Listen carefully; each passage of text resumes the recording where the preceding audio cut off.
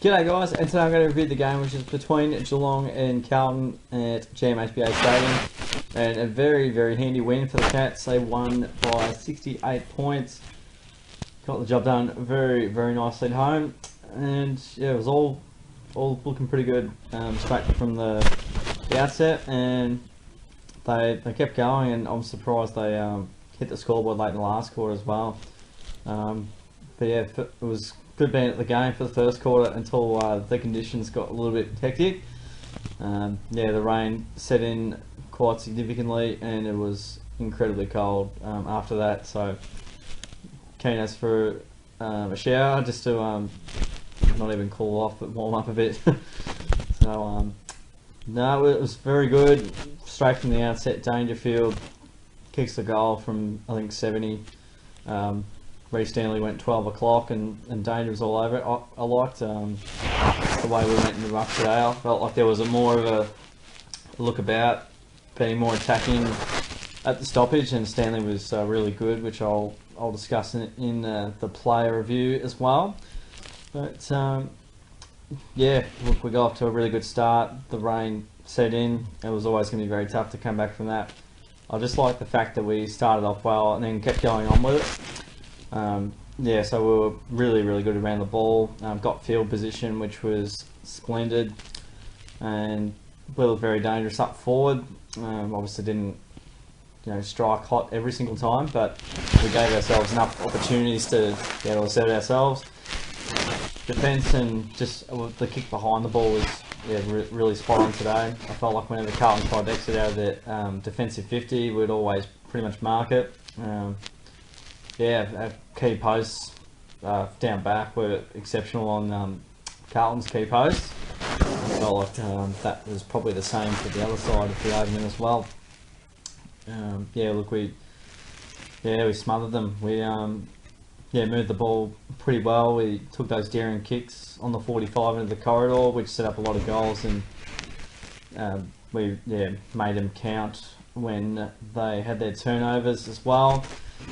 Turnover games obviously sustainable footy, and you want to be creating turnovers so then you can get a bit more ascendancy on the scoreboard, which Geelong did very intricately today. So yeah, I suppose really good team performance. We got more of the footy, 50 more touches than Carlton, and just got up in the free kicks. Clearances plus 10, which is really positive, and setting clearances would be more interesting. Felt like we really got the game on our terms in that respect. Inside runs, you always want sort of 55 plus, so you've got enough chances to do some damage. This though is the big stat, which when Geelong lead this, they generally win the game. Basically plus 40 in contested positions, which it's shocking really. Very alarming, but we're just tougher, harder for longer. I tackled them as well, which is a credit to our work rate. As I say, when you get more of the footy and you tackle more, it means you're working harder than the opposition. Just pipped them, but yeah, won the hitouts, which would be pretty rare actually. So that's a win. I'm gonna have to look at how many times I've done that. I think we used that full interchange cap. Let's have a look how many taps Stanley got. 35. That's good. Alright, well, that's a little bit of a look at the game, and I'll tell you what, these votes are nice and easy this week. At least 3 and 2 are, and you can spread the one around the way you like. Dangerfield clearly, easily best on ground, 34 touches, 5 marks, and got a couple of free kicks and gave away a couple, 6 tackles, 4 goals, 3, he could have kicked maybe 5 or 6, but yeah, kicked some great goals. Again, he's a monster around the contest. He started the game like a house on fire. Little bit quiet in the second half, but look, rest him on ice for the next 2 weeks. Yeah, so look, he always gives it 110%, and he's he's very good. He could be a chance for the Brownlow. Could be a chance. Late season surge from Paddy is a big chance. Gary Ablett, 2 votes, 28 touches. Didn't even feel like he got 28 at the game because it was quite early, but accumulated a lot late. 28 touches, 4 marks, and 6 tackles, 3 goals. the little master did what he did best. He uses the ball super well, constantly, and yeah, he's a bit of a goal sneak as well, getting on the end of some good work from the forwards and midfield. And no, he was quite a presence.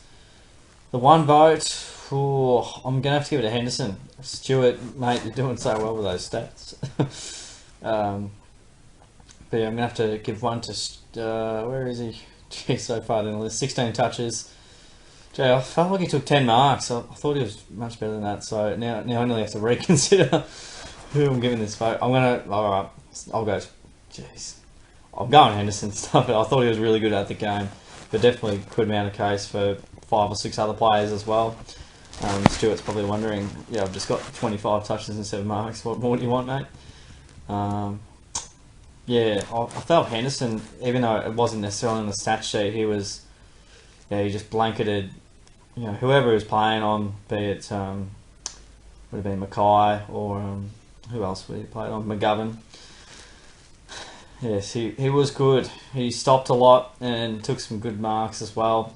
The 3 must have been all in the same quarter, because I feel like I saw him take many more. Narkle was really good, 27 touches. I kicked a goal. He just looked silky in this goal. From 50 was outstanding. Stewart, very solid, 27 and 7 marks. Got a couple of cheapies, but he's. I felt he went off for a little bit, but he was exceptional. Dalhouse was probably played one of his best games for us. 19 touches, 3 goals, 9 tackles. Great effort, mate.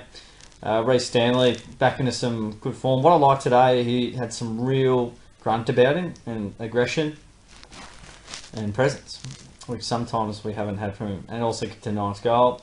Mitch Duncan was good. He got 23. He also chimed in with a goal from 45.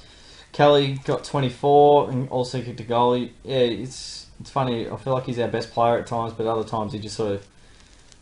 I reckon he's got 24 like 10 times this year. It's crazy. Finished off with a goal. He was reasonably solid. Parfitt was good today. He's got some tackles in there. Well, Buse was good. 6 tackles. Got a bit of footy. And I reckon Selwood's had 15 touches 10 times this year as well. He's constantly getting 15 touches. 2 goals, 2 up forward. It was pretty nice up there. Radically got his hands to the footy to a fair bit. Is that 9 marks, is it? 9 disposals, sorry. I can't count. Radically also chimed in with a goal. Guthrie, nice goal off the left. Got a bit of the ball. Myers kicked 1 goal, 2. O'Connor does his job every week. Henderson, I mentioned.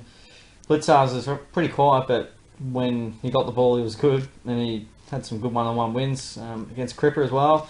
Rowan was quiet, but I like some of the things that he did that aren't really on the stat sheet. The little 1%ers and chasers and little tackles in there. He also, if he kicked a bit straight, he would have maybe had 1 or 2 next to his name. So that's the difference, isn't it? Sometimes. Thought Henry was really good. He only got 7 touches, but I felt like he stopped a lot of forays forward, and yeah, he's moving the ball along the ground nicely, keeping the ball in front of him well. Same with Harry. Never gets a lot of the ball, but he's good. He's just good. Hawkins, second week in a row, he's just been blanketed. Wiedering is much better than what he previously was. Wiedering only got 8 touches, but yeah, Hawk, yeah, it worries me when he has multiple quiet weeks in a row. I don't know what to think of him sometimes.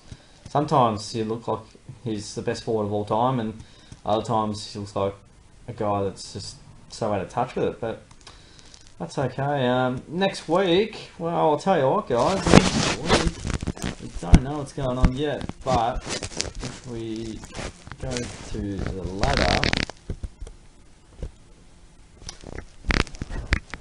alright, so this is the ladder right now. So we're on top at the minute, but if Brisbane win tomorrow, they'll obviously go on top. And yeah, I'm just going to be guessing here, but it feels like we could be playing Richmond. If the Hawks beat the Eagles, that'll be quite astounding.